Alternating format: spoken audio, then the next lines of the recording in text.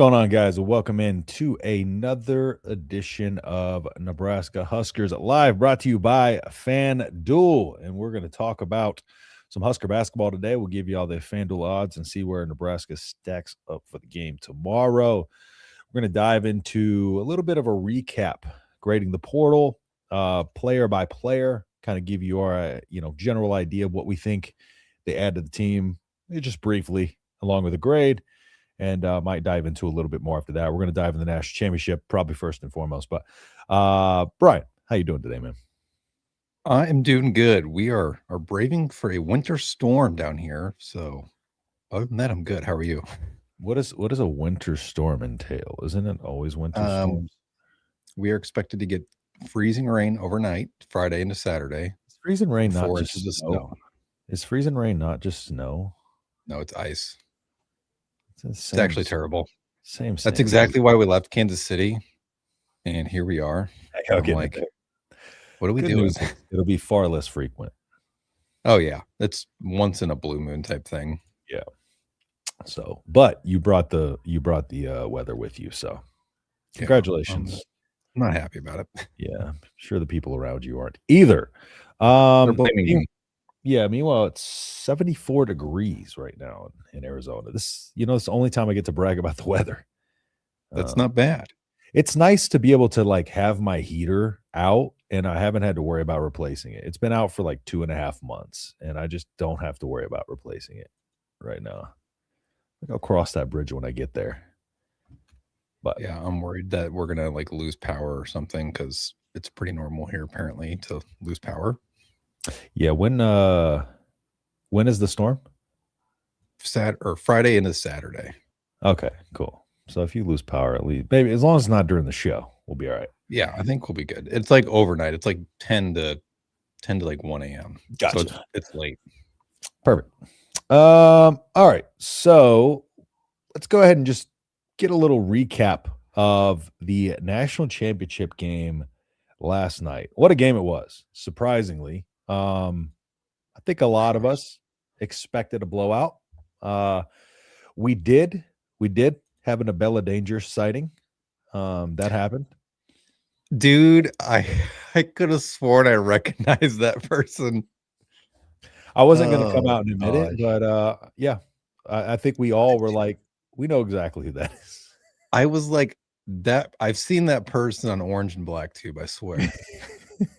Bro, this is so funny that of all the people to show, that cameraman knew exactly. He's probably looking the whole game. He's like, I'm going to get the shot of a lifetime right here. Dude, that was so funny. That was fantastic. I was like, yeah, he definitely did that on purpose. And then I knew Twitter was going to go crazy after that, and boy, did it.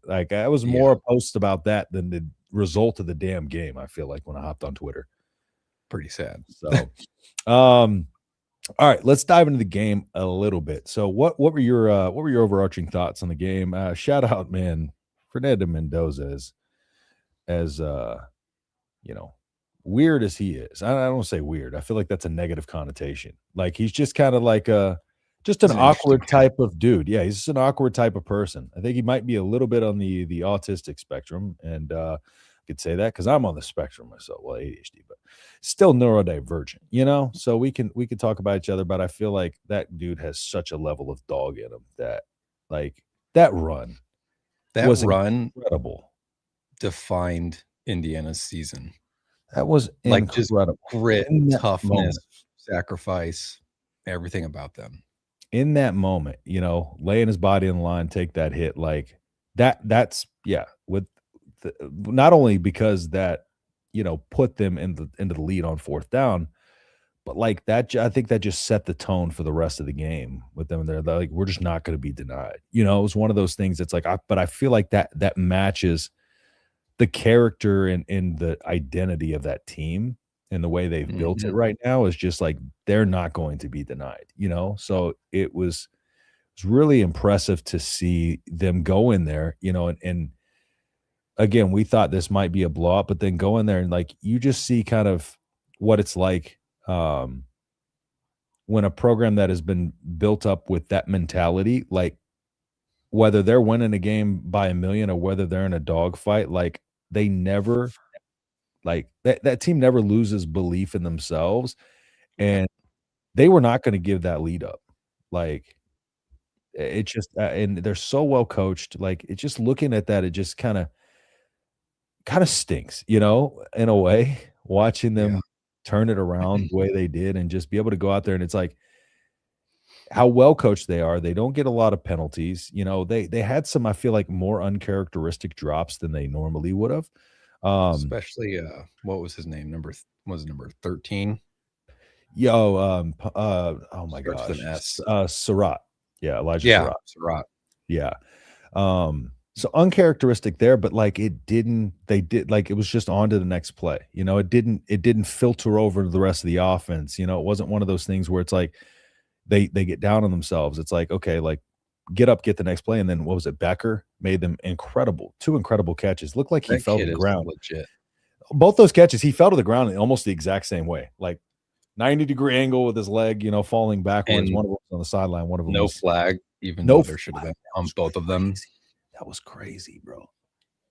I thought, like, for me, it was pretty evident from the start that Indiana was more physical. I know the first couple of Yes. drives they struggled, even like the one scoring drive where they only got 3 points. But defensively, more so than anything, is what I mean by they're more physical. They were dropping 8 into coverage pretty consistently, or 7, doing 3-4-man rushes, and they were able to collapse the pocket while not getting sacks. They were collapsing the pocket and forcing Carson Beck out, forcing him to make a decision quicker than he wanted to. I think back to, right before the first game of the year, we were discussing Carson Beck, and I said he's the most overrated player there is.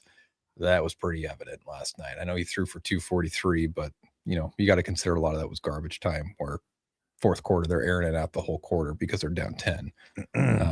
Other side, Indiana was way more physical. They made some untimely penalties like false starts, holdings, but what impressed me the most, like you said, they just on to the next play.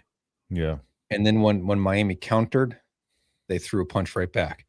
Every single time they went down, and they just kept an arm's length from Miami for the entirety of the game. It to me never felt like Miami had a chance, even though the score was close, 3.6 points. To me, I thought Indiana did such a good job. Yeah, and I don't know if you noticed this, and this just could be me overthinking it, but I mean, you have Miami out there on defense, and there's like a minute 55 seconds left, and it's first and 10. They get that, and it's about the time Miami needs to start using their timeouts. And on the first down run, they get 9 yards, right? And so that's a terrible situation to be in, right? Because 9 yards on first down when the other team's starting to use their timeouts, right? That means you got to use the timeout, and then they're potentially going to get that first down pretty easily. Then you only have 2 more timeouts on the other side of that.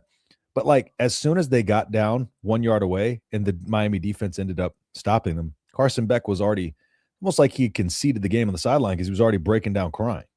Did you see that Yeah, I did. on that second down?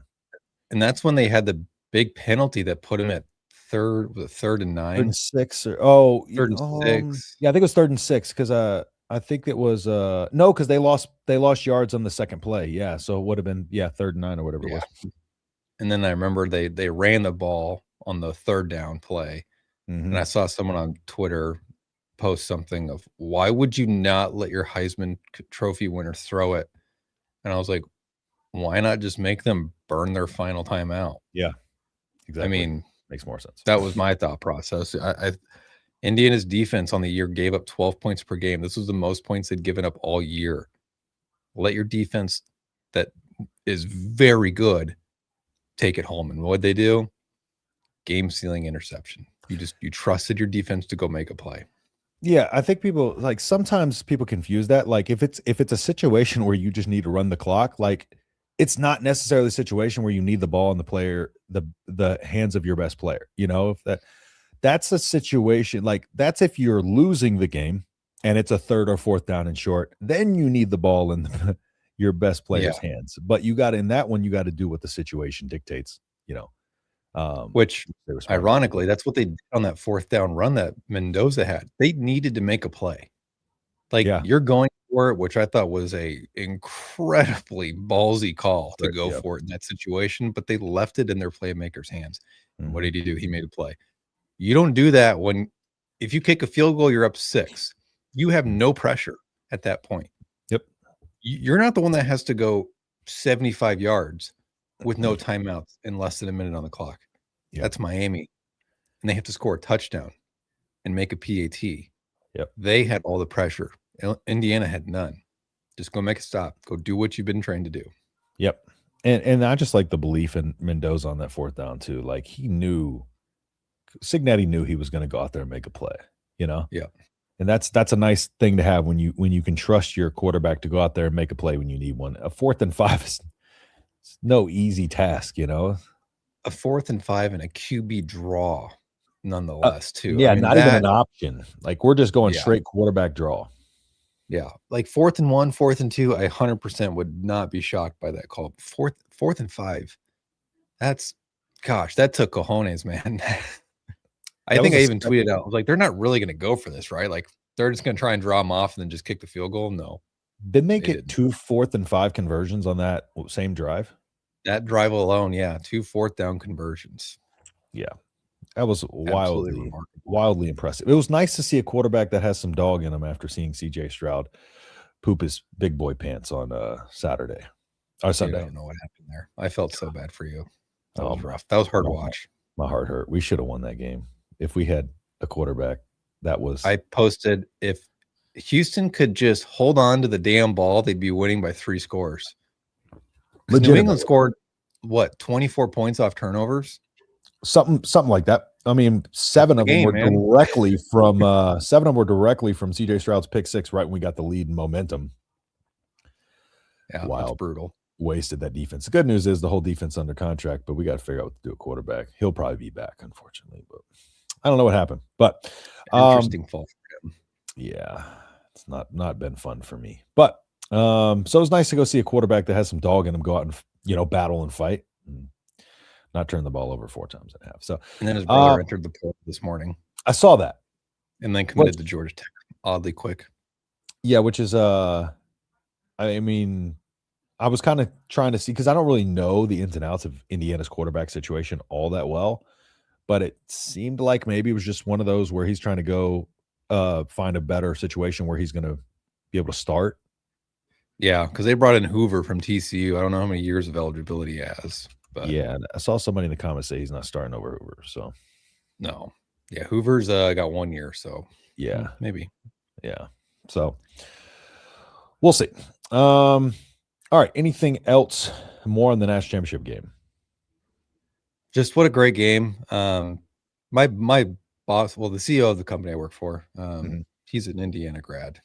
Gotcha. So I just wanted to get this moment out because we do this thing where we always tell each other what we're thankful for. And I told him I'm thankful for the fact that you can be witnessing history and know you're witnessing it and just enjoy being in that moment.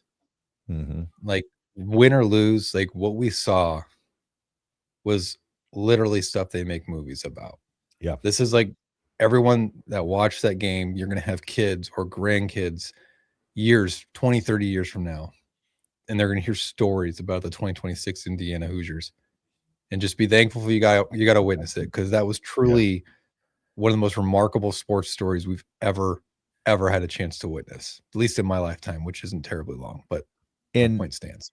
I don't know if it's a recency bias or not, just because of the fact that there was a moment there towards the end of that game where I'm thinking like I'm looking at the uniforms of who's playing. I'm looking at the bottom of the screen. I'm like watching Indiana go to win a national championship right now. Like it just I just kind of took myself back a couple years and I was like just thinking if I would have told myself that in the future. It's just like there was this moment where I was just looking at him like, I can't believe this. Like it's just like again, recency bias, like we're so in the moment that like it seems like, Indiana was good last year, they're good this year. But it really took a moment to step back and like, this is Indiana we're talking about, and just how crazy that is. It's insane. Yeah. I can't believe like this just happened. Curt Cignetti from JMU comes up I win. Google me. And then what does he do in 2 years? He goes, what, 23-1, 23 or 22-2 with a national title and a Heisman winner. Reached the You'll peak. never see anything like this again, anybody. I'm telling you now. And I saw some posts from like old press conferences that he did that some people have posted, and it's just like he is the same person from the beginning of his coaching career that he is to now, and the things he preaches, and when you hear him talk, like it makes sense why he can rally a group of guys, you know, like, and he's just so straightforward to the point, and I appreciate that. You know, I'm not a big fan of Cignetti's cockiness and arrogance. I will never like the guy. It's not a guy I'd ever want to hang out with because I think we'd butt heads. But I respect people who are authentically themselves, and like that's all he's always been. And he runs a disciplined, structured program, and I can't knock that. You know what I'm saying? Like I can't knock what he's done because it's absolutely incredible. You're right, 100%. And how good does it have to feel being him walking off that sideline on the field after that? You know, I was just kind of watching him, that little smirk he had on his face. I was like, it's just crazy, like to go in there and run through, you know, say screw Ohio State's of the world, the Michigans, then you knock Ohio State out, then you run the table and undefeated. It's just, and as hard as it is to be undefeated in modern college football, especially, it's wild. To do it with the dominance they did too. Teams they had to beat, dude. Yeah, I truly think they're one of the best teams of all time. And you know what's crazy? They have maybe 5 guys that'll be in the NFL next year. Yep. Maybe. Yep. Shout out to them. Nebraska's up next. Basketball, that is. That's what's going to be when Nebraska's winning the NCAA tournament. That's what everybody's going to look at and think. They're going to be like, you know, I looked at the bottom of the screen. I looked at the uniforms. I was like, this is Nebraska about to win the Natty. That's what people are going to say. Gosh, I hope so. Then we're going to be we're going to be included in the same movie as Indiana. Yeah, we'll call it be Hoosier Huskers. Yeah, exactly. The year everything got flipped on its head in both sports. Yeah. So, all right, well, let's transition over. Speaking of Husker basketball, let's transition over to that. And Nebraska basketball up to number 7, highest rank in school history. I honestly think they should be ranked higher. I don't know if you saw, like Miami of Ohio won a game a couple days ago. Rankings. Yeah, they won a game a couple days ago, like tied it up. Was it 101, something like that? I don't know. Just late in the game, they came out with a big time shot that kept them undefeated. So I think as far as I know, Arizona, Miami of Ohio, Nebraska are still the 3 undefeated teams. Correct. And Nebraska getting some love in some of these projections for the end of the season as a 1 seed. And then you have some other people who are still kind of detractors about the team. And I think I can kind of get why. I mean, it's similar to Indiana detractors. It's like, and I'm drawing this parallel for this reason, is because you got a bunch of guys on Nebraska who well coached, play hard with effort and intensity the entirety of the game. And they beat more talented teams. And that's kind of what Indiana does in football. And that's why this parallel is still so, is still so interesting. It didn't flip around as quickly, but you still got, and I think it's for the same reasons. It's like, yeah, they're not the most talented team in the world. They don't have, a number 1 pick who's going to go out and drop you, 35 points in a game, 40 points in a game. They just have a bunch of guys who play well as a unit, and any of those guys can step up in a big moment and hit a big shot. Or, you got Hoiberg running around just stealing the ball left and right, playing with effort that you just can't teach. It's a team that's like, it's just like they're similar to Indiana. It's like they're just not going to be denied to beat them. You're going to have to just beat them. And it's not because they're going to quit. You're going to have to go out there, outscore them, and leave them, with no other option. What makes this team so lethal? They have 4 guys on their team that can pop off for 20 plus at any given moment. And there was this advanced analytics stat that I saw over the weekend. And basically is the best 3-man combos plus based on plus minus scoring, things like that. Nebraska had 3 of the top 10. and it consisted of a 3-man group of Price Sanford, Rank Mass, Sam Hoiberg, Price Sanford, I think Sam Hoiberg and Jamarcus Lawrence. And then the third grouping was Rank, Sam, and Lawrence. I believe that was the three different groupings that make up the top 10 3-man rotation or 3-man plus minus. And that's insane. No other top program had more than 2, and I think that was Florida that had 2. But on top of that, you look at 3-point percentage, which I remember last year and the years prior, you really land 1 or 2 guys. Connor Season was a super streaky 3-point shooter, but the consistency you're getting from Price Sanford at 41%, from Lawrence at 39%, from Frager at 37%, from Hoiberg, who's increased his 3-point percentage by like 10 points this year, shooting 37%. Rank Mass is at 36%.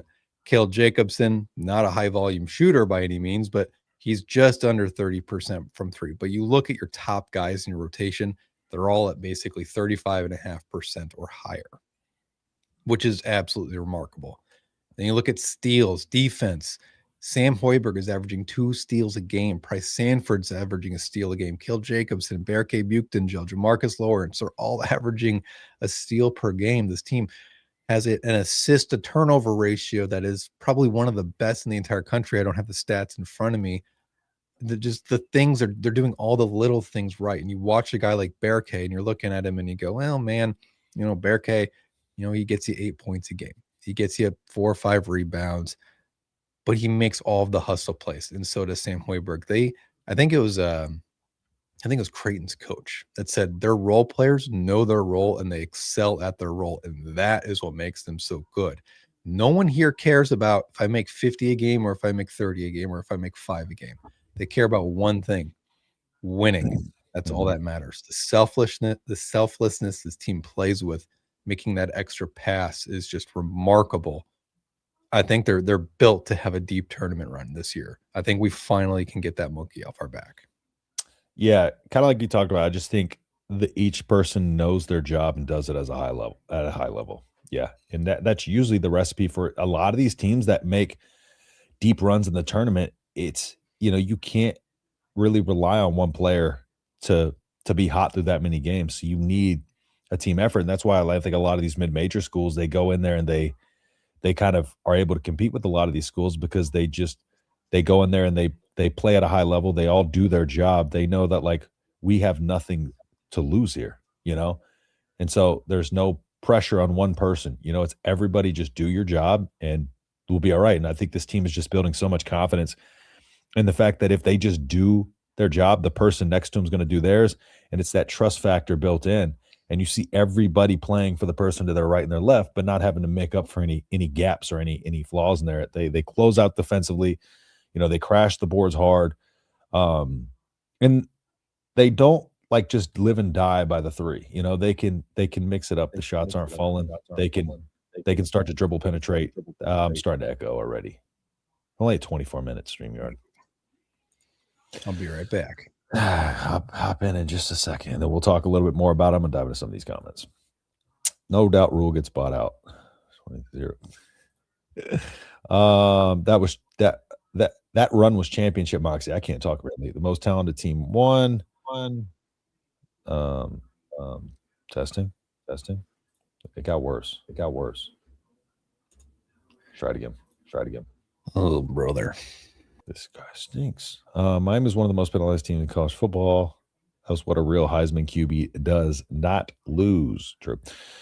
Miami was fighting with each other that they were. I saw that. Are you talking about with that the DBs on their side? Hold on. Testing. Okay, I think we're okay. 3-star defense by Indiana. First 3 college football playoff winners were all being 10 schools. True. Rosie, stop. Sorry, my dog. But tomorrow's game. Do you have the odds for tomorrow's game? Well, yeah, Chad, come back in. But I've got a whole breakdown for tomorrow's game. Let's go into it. All right, guys, gals. Washington at Nebraska at 8 p.m. tomorrow. Nebraska's 4-0 conference play and road games. I'm sorry. 3-0 in home games. I have the notes backwards here. 3-0 in home games. Our average scoring margin of victory is substantial. All right. We beat Oregon by, what was it, 35. We beat Wisconsin by 30. And we beat, who else? I'm drawing a blank. I didn't have that part of it in front of me. Michigan State. Did you say Oregon? Yeah. We beat Oregon, Michigan State, and Wisconsin.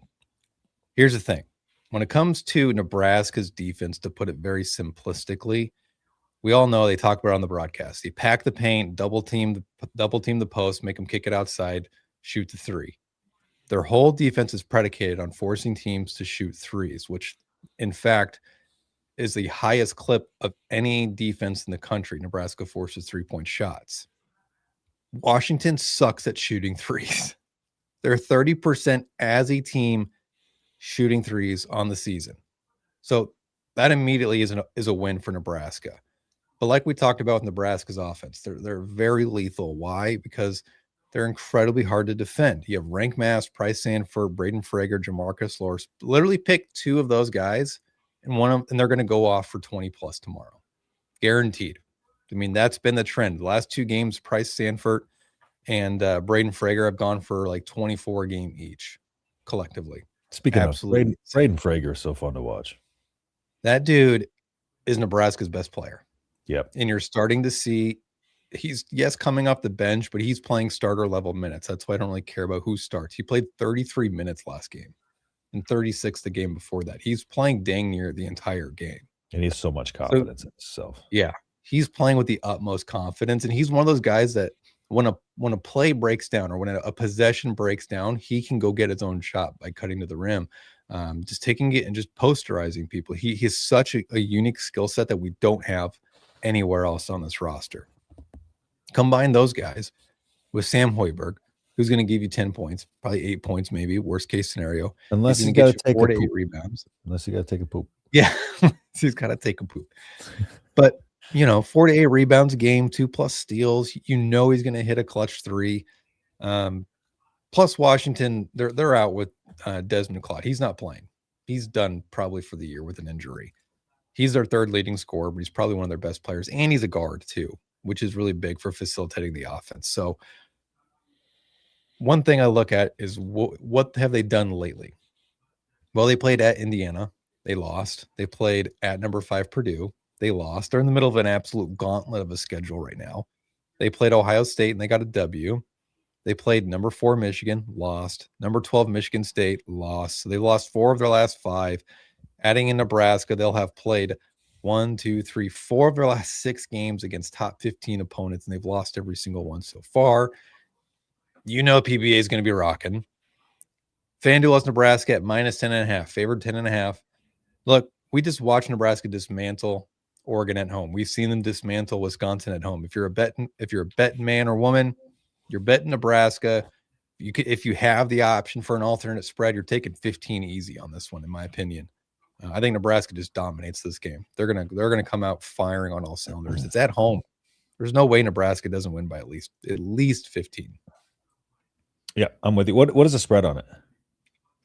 Nebraska's favored 10.5. I can pull up FanDuel real quick just to get all the little money lines and stuff.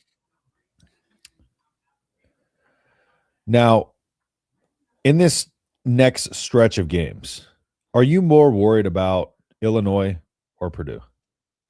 I'm not as worried about Illinois now because their starting point guard just was announced. I think he broke his shooting wrist too. So he's done for the next month. So I'm more worried about Purdue, even though Purdue is at home. They're both at home, right? Yeah, they're both at home. I'm still worried about Purdue because, gosh, they're so good. But PBA, electric atmosphere, it's going to be a top 5, call it a top 5 basically matchup, hopefully by that time. It's a tough one. I'm more worried about Michigan on the road, personally. Yeah, so that's my thing. Did you see that article where that one guy was like, this could be a 4-loss Nebraska team by the time the tournament comes? It very well could be. Now, Illinois, Purdue, Michigan. What would be that 4th loss? Well, I think Minnesota. I think it's fair to say, like, Tough game. Oh, the line just moved, by the way. FanDuel's line just moved. Nebraska 11.5. Over unders 149.5. Ooh, that's a good line. What? I think you take the over. Over The over under. 149.5 I wasn't sure total if you're points. talking about the spread or the over under. Yeah, the over under. I'd take over 149.5. I'd take Nebraska still, even at 11.5. I'm still taking Nebraska 15 easy. Yeah, I think it's possible, but I still think Nebraska comes away with this with maybe 2 losses. Yeah, I think the Illinois game becomes a little bit easier. It'll still be tough. At Michigan, I know they look beatable right now, but I would still take Michigan to win at Michigan just for it being there. Purdue is going to be basically a pick 'em. Iowa right now, I think Ken Palm has Iowa favored at Iowa, but we take the game at Nebraska. Yeah, so that's maybe 2 or 3. Minnesota's going to be sneaky tough, though. I know they're not very good. That was my thing. They're just going to be a tough team to put away. Yeah, Nebraska has really struggled at Minnesota for the last handful of years. I don't know what it is. I think sport. I think part of it, and this may sound stupid, but anyone who's played basketball will probably agree with me here. Their court is elevated off the ground. So like you sit below the court as a bench on the bench. Kind of like it was in Houston for that when Villanova and North Carolina played. Yeah, and it is a trippy feeling if you're not used to doing it. It's very bizarre. Yeah. So I think that could be part of it. Yeah. But maybe I'm an idiot. I don't know. Speaking of, I watched that game live, the Villanova, North Carolina. Remember that game? Was that the Villanova buzzer beater? Yeah. I watched that game live in Energy Stadium. That was wild. There goes my dogs. So let's say Michigan. I'll say Michigan, Purdue, Iowa, Minnesota. Those are the 4 losses. No. I think at USC and at UCLA will be tough too. I'm thinking more so USC than anything. Thinking potentially Purdue and Minnesota. But even a 5-loss team, you're still a 2 seed, maybe a 3 seed. Yeah, being Nebraska, they'll knock us down to a 3 seed. Oh yeah, but I think back to the volleyball team and how they just went wire to wire undefeated. Yep. And now they got pushed against Kentucky early in the year. Same thing here. Nebraska got pushed against multiple teams, obviously down 16 at Indiana. They had a big halftime deficit against Oklahoma. They had a buzzer beater essentially against K-State and against Illinois. They've been pushed. Yep. But I feel like losing actually helps you because it keeps that urgency, like we're not unbeatable. I think that is part of what happened with Nebraska volleyball. Like they'd never been in that situation where your season's over and you've never lost at this point. And Texas A&M obviously was really good. Yeah, very athletic. Yeah, and losing 7 sets, you don't really get a taste of like what it's like. And I know they've battled through adversity and stuff like that, but like Ohio State, last year, if they lose to Michigan, do they win that national title? Maybe not. That lit a fire. There is value in losing. That lit a fire under their tail for sure. All right. Anything else on the basketball? Dive into some of the basketball comments here in just a second. Just get your bets in now. That FanDuel line just jumped. Literally, I wrote the spread at about 5:30. So an hour ago, it was minus 10.5. Now it's up to minus 11.5. So if you're getting your bets in, get it in now. Yes, sir. Does this mean the Huskers go from never winning NCAA tournament? Yes, that's 100% what it means. It's exactly what's going to happen. That's what we're saying. Husker bias in the men's hoops ranking. If they had a different name of the jersey, it would be in the top 4. Agreed, 100%. Nebraska's 5-0 in quad 1 games. They're the only team that can say that. Only team, yep. Am I the only one that's very, very excited for our defense? I'm optimistic. I'm not very, very excited about anything right now. I don't know if you feel that way. I think our portal grades suggest this. Yeah. I'm not very, very excited about anything. I just want someone to explain to me how 5 teams with 1 loss are ranked higher than us. I cannot, other than the fact that we're in Nebraska. Can I add something? Yeah. 2 of those teams ranked ahead of us are below us in the Big Ten conference standings. Yeah. And one of those teams lost at home to unranked Wisconsin, who we beat at home by 30. Makes sense if you don't think about it. Yeah. Colin Rice is a Price Sanford clone. Swear to God. Oh, he might be better. Our basketball history had me doubting, but now go Big Red. Matt Rule better step his game up. Were we coming to a basketball, volleyball, and softball school? That's crazy. David, we've always been a premier volleyball school. It's never changing. Nebraska might have the best home court advantage in all of men's NCAA basketball. I think it's been all right. It's not been that way, but we've always had an underrated home atmosphere. You know. Yeah. I went to the Purdue people. I went to the Purdue Nebraska game the year. I don't know if you remember this, but like it was the year that it was like a 1-point game. Purdue was top 5, I think, per usual. And we needed to give a foul, and or no, we were fouling, and we were going to intentionally foul, and we went to foul but got the steal, but the ref preemptively blew his whistle about half court. Like he was expecting the intentional foul, and before we could make we actually got a steal, and it wasn't a foul. Purdue ultimately ends up winning it. I was at that game. Insane. Fred Hoiberg went nuts. Insane game. But that was the game that I went to where I was like, holy cow, this is a different, because I've been to a lot of basketball games in my life, NBA and college. That was absurd, that atmosphere. One of the most wild atmospheres I've been in for that game. Now just imagine when it's 5th ranked Nebraska and 3rd ranked Purdue. That's what I'm saying. In like less than 2 weeks. That would be crazy. Let's see. What's up, Cornell? What's up, Jackson? Appreciate you hopping in here. Happy upcoming 1-year anniversary to Brian Moore, Nebraska. Has it been almost a year? Almost a year. Next month. Tech gang, baby. Let's go. She wants to see your balloon tattoo. She keeps asking me to ask you. This one? I don't know. Is it a balloon? That's my balloons, yeah. Those balloons, so this guy, he's a musical artist, raps about mental health and his journey through mental health. The balloons are traumas and burdens that he always carries with him. Fun fact. Yeah. So it's all mental health ode, outcast right here, because I'm an outcast. You know how that goes. So yeah, but this tattoos, I'm getting it wrapped all the way around my neck eventually. So I could not. Neck tat gang. Why not? Dude, it'd be so much pain. It doesn't hurt as bad as people think. I think the anticipation of the pain gets people more than anything. I got my ribs was my first tattoo, and it goes from like my armpit. That's like the most painful spot. So you're good. It's the worst. You're good. All right. So let's start diving into some of these player grades, and we'll see how many we get through. Are you good on Nebraska basketball? Yeah, I'm good. Cool. Let's go ahead and roll over into it. So let's start. My first name could wrap around his whole neck. What's her first name? Tanisha Lee. Okay. That's a whole name? That's not a middle name? Mm-hmm. Oh, okay. Interesting. No space, capital L-E-E. You would be correct then. Just an idea. So you're going to get that. There you go. Found your tattoo. All right. Well, do you want to start with the big dog? Or how do you want to work this? I think I went ahead and put in your position grades, so we can start with that first sheet.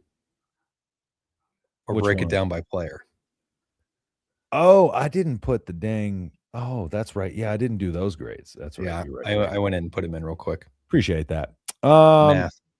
Let's start there. Let's start there. You want to start with the positions, not the players? Yeah. Let's do that. All right, quarterback. So I think that's what people care about more than anything. Quarterback. I've got a B.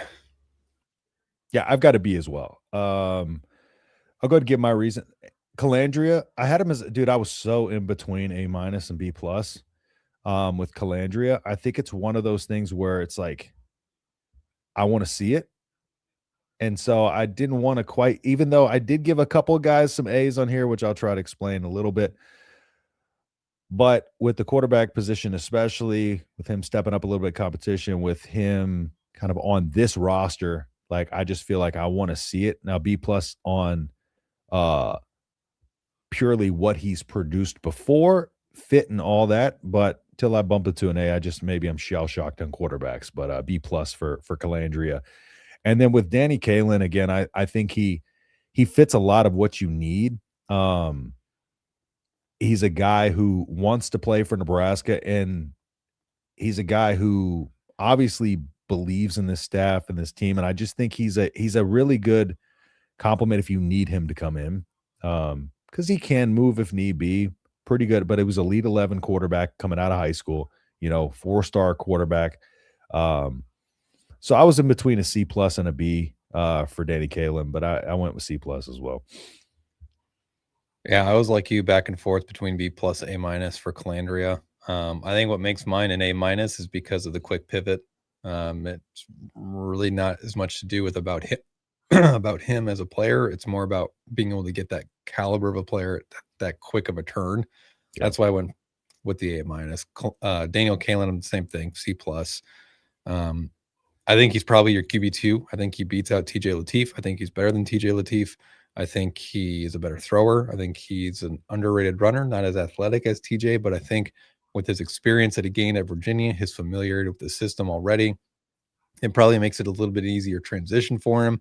But I also it allows Nebraska to continue to develop TJ behind the scenes so that hopefully in 2027 he can kind of take the reins. Yep, I agree. And then with Kalen, it's just one of those things where it's like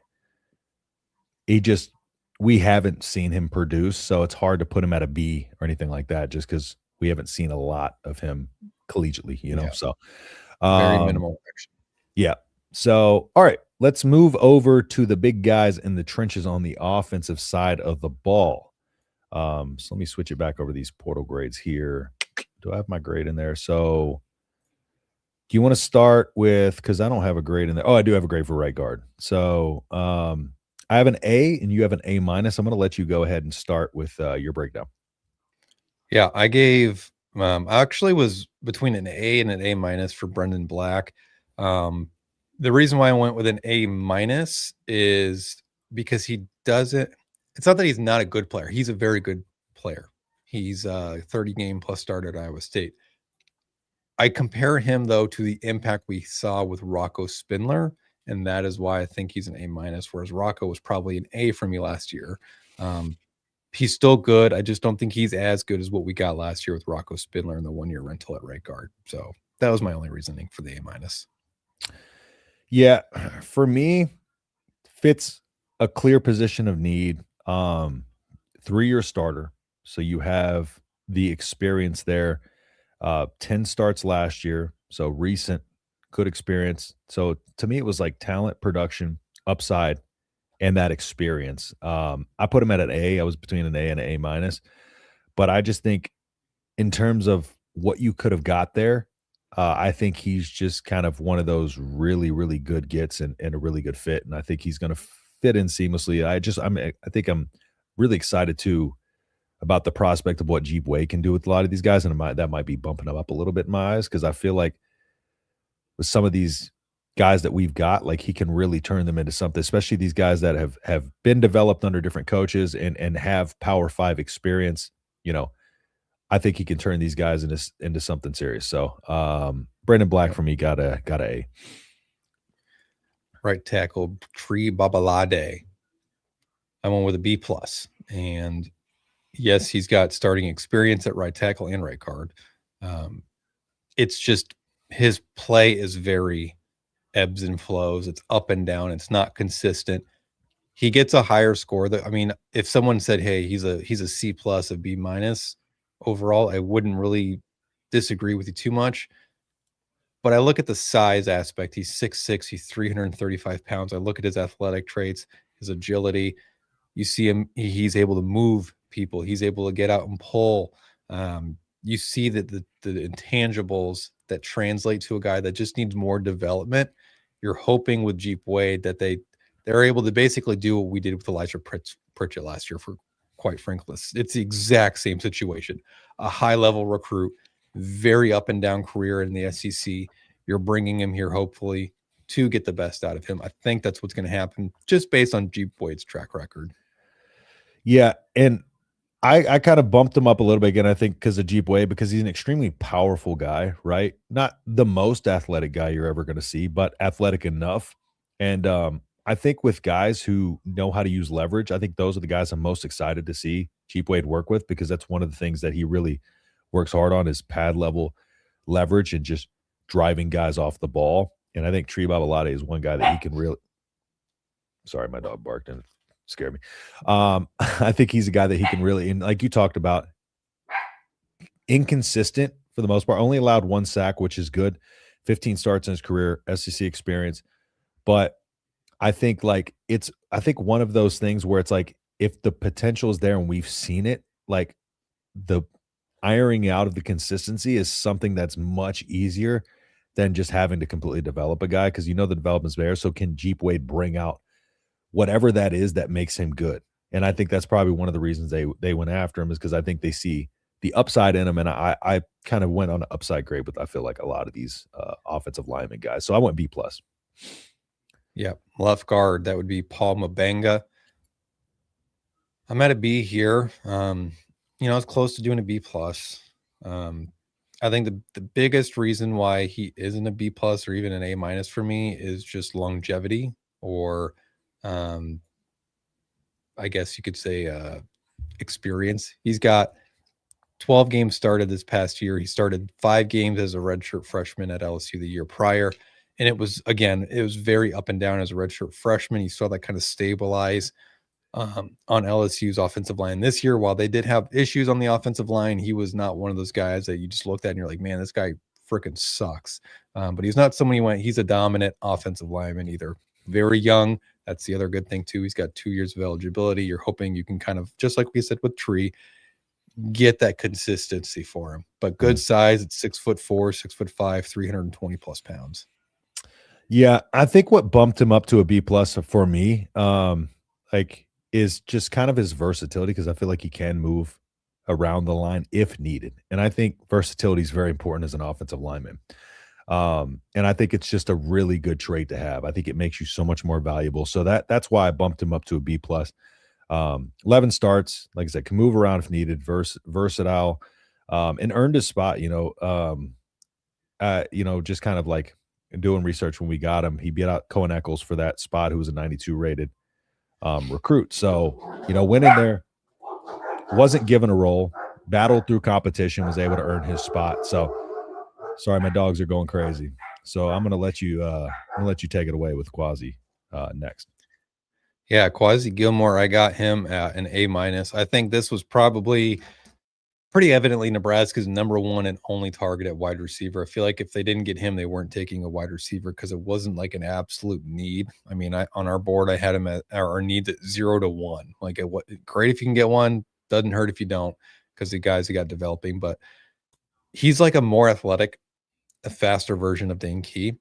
Mm-hmm. I think, in fact, when I did his commitment video, I compared him to Dane Key in the sense that he's probably a little bit higher cost. He's probably, $650,000 to $750,000 cost. He's a very highly sought after wide receiver in the portal.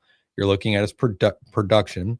You're looking at very similar production to Isaiah Hunter last year when he came over from Cal. 40, 50 catches, 600 to 800 yards receiving. But what I like about him more so than Dane Key is Dane Key was a true possession receiver. Guy you get out in slants, get over the middle on third downs. I think Quasi can stretch the field a little bit better. Probably isn't as good in the hands department, but he's a very good route runner. He's very good in the phone booth. So I like him for those aspects. It gives Nebraska another athletic freak at receiver to pair with Ja'Cory and to pair with Isaiah. Yeah, my love for receivers and route running almost made this an A for me. I went with A minus. Similar to what fits a huge need. We needed to land a receiver like that, but he's crafty, like off the line. He's got so many different releases. I have a video, but I'll save it. Maybe if we do a video on these, because we're at 50 minutes, but of him as a freshman, just going against another guy, from UCLA as a true freshman off the line, just beats him just quick with the release. He does just this little foot fire release and is able to get a step on him. Like those things coming out of the high school level, having a package of releases off the line is so big. And like he Mhm. finds openings in the defense, he finds spaces and creases in the defense. But the thing is, he doesn't just find them; he can create them. And I think that's the biggest thing. Is like we've been missing separation and people who can separate so much these last couple years. And Quasi is that. Yeah, he doesn't have the hands of Dane Key. He may not be as physical at the top of the route, but like he's just going to be a solid target for Calandry to go through. And I go to, and I think he's going to go to him a lot. I think Nebraska did very good offensively in the portal. I think Yeah. they elevated key positions. Obviously, the offensive line is really where they spent most of their money through rev share and NIL. They're paying Calandry a decent chunk of change, probably not quite as much as they paid Dylan. He's probably in the 1.5 to 2 million range, maybe a little bit higher. But I appreciate that they understood, hey, our offensive line is not where we want it to be. They identified their top targets. They only brought in what 5, 6 offensive linemen, and one of them really was the Baylor guy that committed to North Carolina and then flipped to LSU. He was a backup option in case they didn't get Paul Mubanga. So they got all their top options, and they're probably paying them at completely in all. You're talking 3.5, 4 million. That's what Mhm. you need to do to win in this league. You got to pay the big boys up front. Absolutely. Yeah, we're learning that. Well, we already knew that. It's the fans have been clamoring for that. Win in the trenches, especially in the Big Ten. Yeah. We're still working on it. But All I right. did give them an F for running back. I will admit that. I left yours empty because I didn't know how you felt about me putting a grade in there, but I gave them an F because despite them thinking they don't need one, I think they need 1 or 2. Yeah, I'm with you. Yeah, I don't think you can put that as anything but an F just because we do need to run it back, and my dog's chewing on my cord. We do need to run it back in a bad way. So if we don't at least attempt to attack it, it's got to be an F. Yeah, and if Charmar doesn't enter the portal today, then he's not coming because he's Yeah. got 1 day. So let's go ahead and move over. Do you want to move over to since the next on the list of players, let's move to D tackle. So you got a C. So let's go ahead and we could talk. You could talk through Owen Stumeyer, Jashir Whittington. Yeah, this one for me, I actually had Owen Studmeyer as a little bit higher. I have them both as C's. But as I was reading more about Owen Studmeyer, he actually had to be carted off the field during fall Injury. camp after 7 practices. And then he got Played injured. 3 games, had a season-ending injury. I cannot find anything about the season-ending injury. I don't know what it is. To me, a C is being generous. At 6'1", 295 or so pounds, I don't know how healthy he is. Is he going to be ready for winter conditioning? Is he going to be ready for spring ball? To me, a C is generous just because he had 1 good season of production at Boston College, and he's coming off of apparently a pretty good injury or like major injury. Jasir Whittington, a C as well. High level recruit. He was a 4-star recruit in high school. Here's the problem. He's 6 foot, 270 pounds. He needs to put on 30 pounds to Yes. be able to withstand the Big Ten. Yep. I know he looked good in spots. I know his PFF score last year was a 70 overall, and that's all good and dandy. But when you're playing against Indiana, Oregon, Ohio State, Washington, Iowa next season, how is he going to hold up in 10 to 15 snaps a game at a whopping 270 pounds? And I know people yesterday, Indiana doesn't have the biggest defensive line. Yes, but one thing that we know they have is good coaching, good techniques. They have good fundamentals. They have a good scheme. We don't know any of that right now with Nebraska. You have all new coaches on the defensive staff. That's my big concern. Yeah, comparing to Indiana will get you in a world of hurt because they do things at a different level right now. I actually got my grades backwards on my notes. I have Jashir Whittington as a C plus and Studmeyer as a C, but I just put him on the chart wrong. And I'll just tell you quickly, similar to you, I don't like the injury. And like you said, I can't find a lot on it. But Jashir Whittington, I think on him, because Studmeyer has 1 year of eligibility left. But with Jashir Whittington, I like the athleticism and upside a little bit more. So that's why I gave him a little bit more of a nod with the C plus.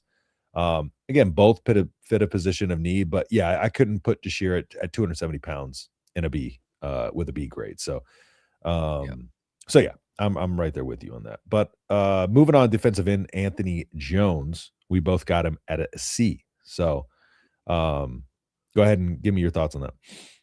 Yeah, good size, 6'5", 265, good length. But, for a guy that you're probably paying a pretty decent chunk of change to be an edge rusher, he has 1.5 sacks last season. He has 2.5, I think, or 3 for his entire career. He's been in 5 different teams over 5 years. I don't know what you're getting with this guy. I don't. You needed a guy, though, because Keona Davis obviously hit the portal. I think he'll be serviceable at best. I think Nebraska, quite honestly, you can throw as much money as you want at players, but when they have the Texas Techs, the Bamas, the Georgias, or whoever else coming after them, they have to want to be here. And it's hard to say no to programs who are winning right now.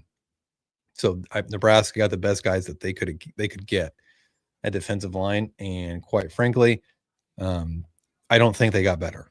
I think they just made their floor higher.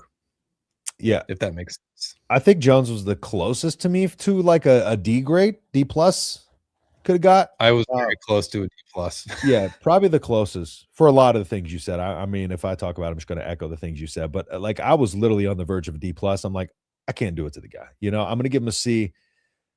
Again, it's one of those guys that I don't necessarily think is going to come in and make a huge impact. He may, but right now, again, moved around a lot. I'm not super confident, and I just wish could have done a little bit more at the end spot, especially so. Yeah. Let's move on to linebackers, trying to run through these quicker now. So we got Owen Chambliss, Dexter Foster, and Will Hawthorne. So for me, just real quick, looking at Chambliss, you got size, production. He's got accolades, 2 years of eligibility. I think, and not only that, scheme fit. He's an excellent fit for the scheme. He knows, of course, Rob Ulrich. And I think that goes a long way. And for me, that's what kind of bumped him up to an A, in my opinion, is just that scheme fit. I think, is he my highest rated player? He might be. Yeah. So he's the only A. Or him and Brendan Black are the two only A's I got. And I think that's what puts him over the edge, is that scheme fit there. So I love Owen Chambliss. Yeah. Owen Chambliss, I got him as an A. He's my highest offense or defensive player.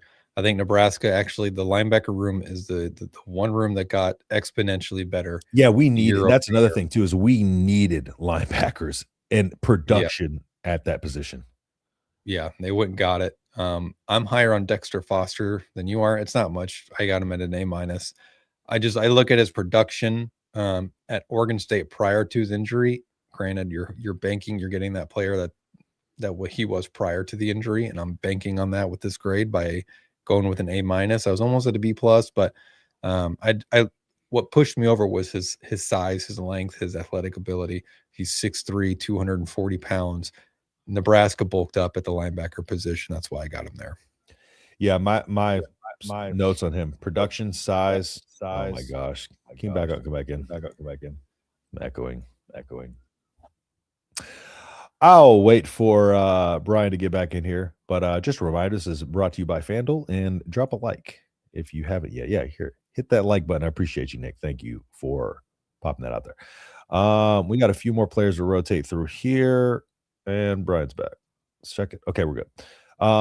For me, literally, like this is kind of how I did this grade. I was like, I put Owen Chambliss as an A, so I can't put Dexter Foster in A, so I put him as a B+. And literally only difference is because with Dexter Foster, I have production, over 90 tackles over the 2 seasons. I have size, athleticism, and Rob Arch recruited him out of high school. So he knows that he's a fit for his scheme. Now, again, I just couldn't – I didn't want to put him in A. So it's one of those where I graded off of a grade that I put before. So maybe I might have went A- had I not done that. But I just think kind of since I graded him an A, that's where I put him. But again, just a can't-miss guy. Both of those guys have similar size, athleticism, and upside. Yeah, I mean, in production, like that, they nailed it with linebackers. Yeah, even with Will Hawthorne, good developmental piece to have for a year or two while these two guys are finishing out their career with Vincent Shavers. Nebraska's top 3 linebackers are going to be freaking studs. Yes, Hawthorne, I have athletic, fast, high upside, and effort. Like, he is a guy who's going to go out there. He's going to play fast. He's going to play hard. similar to Shavers, I think, in terms of just that pure flying around. So he's going to be able to do a lot of things based on just his speed on that defense. We need some fast guys at that second level, because we got exposed a lot with some of those routes over the middle and stuff like that. So we need guys who can be fast over that middle of that defense. So, all right, let's go ahead and move on to the defensive back. So I'm gonna let you take it away with Victor Evans first. Yep, Victor Evans got a C. Good production. I guess the biggest thing for me is competition level at FIU. I just don't know how good competition he's playing. Also, not very big. 6'1", good length, 180 pounds. Not big. Yeah. Big Ten receivers are big. They're 6'2", 6'3", 220 pounds. Yeah. For me, got him as a C+. Played at a smaller school, so kind of needs to prove himself in that regard. He's small, but he's fast, and he's got some length to him, which I do like, and he's a good tackler. Of his 40-something tackles, 35 were solo. So that's why I bumped him up to a C+, just because of the couple things that he has with the length, the speed, and the ability to tackle. But that tackling ability, of course, can't bump him up higher than that to a B, because we need to see him against some of these bigger, more physical guys. So, yeah. All right, moving on to Dwayne McDougal, who almost put an A just because I like to say his name. Go ahead with McDougal. Yeah, same thing. B+, really good production. This is a quintessential key guy for Orich. He's followed him from Idaho. He's followed him from San Diego State. Now he's following him to Nebraska. He's a little bit undersized. He's not huge, but I think what he lacks in size, he makes up for with speed, with knowing the defense, with knowing where to be, when to be there, etc. From a teaching standpoint, he will help ease all these new defensive backs, plus the existing defensive backs, into the scheme. So I think he provides value in that sense as well. He could easily be an A-, but I thought B+ would be fair. Yeah, I went B+, almost A-, just because I love DBs with ball skills, and that is something he does really well, because 4 interceptions, a guy who can do a lot of different things well. You can throw him out on special teams if needed as well. But I'm a sucker for DBs with ball skills, bro. Watching Derek Stingley play makes me appreciate how good just having the ability to. And Sierra Wright had incredible ball skills. That's what made him so good. Just that timing and being able to. Ball skills isn't just intercepting balls; it's being able to get back and break on them and be able to get a hand in there, or get in there and hit the receiver and break up the tackle. It's all about timing on that. And so that goes such a long way with defensive backs. So I'm really excited about his potential upside, because I love his ball skills. So, Yeah. And lastly, Jason Chiggs. Go ahead. This is a high production from a small school guy, 6'1", 6'2", 180 or so pounds. You're looking at a rotational player. I have him as a B because I like the production, over 100 tackles the last 2 years. I think this is a guy that has very low risk, high reward. In worst case scenario, if he falls short of a high reward, he's still meeting some expectations and playing for you. He's making an impact one way or another. I think the big thing here was just adding depth. I think it was pretty obvious by how many DBs they got that Coach Orich did not like that room, to be quiet. And I'm talking about the corners. I'm talking about the safeties. As much as we like the guys that are in that room, they played terrible during the bowl game, and it was all your youngsters that were playing. That's why you go get a McDougal and a Shiggs to shore up that back end. Yeah, and I think why I got Shiggs as a D+ or B+ is because of we needed tackler so bad in that safety, in that safety spot. And he's a guy, I got physical, produced, sure tackler, played at a smaller school, but produced at a high level. I think that says it. Yeah. We need guys who can come down and be able to make a tackle, because that allows your defense to play a little bit off, and you can trust those guys to come down. Whereas Nebraska last year, if we wanted to be physical, like, we had to try to press, but then we would get beat over the top, or we get beat in the run game. So having guys who can come down and be able to make a tackle and sure tackle, you trust more leaving those guys one-on-one. It opens up a lot for your defense. So Just his ability to tackle, I have him at a B+. So, and Jack Wills, you want to talk about him? Long He can snap snapper. the ball. Yeah. He can snap the It's ball an well. underrated portal move though, because Yeah. Gaelic isn't getting another year of eligibility, but somehow there's a quarterback on his 7th year of eligibility. I don't know. I don't make the rules, guys, but it is a big pickup. It's a small one. Yeah, small big pickup. You will never hear us talk about him again if Yep. he's doing his job. Yeah, that's right. If that's a good thing.